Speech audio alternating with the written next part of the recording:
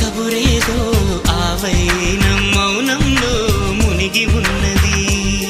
చిగురాకు చాటు చిలక ఈ అలజడి ప్రేమేగా, అనుకోని దారి గనక ఈ తికమక తప్పదుగా.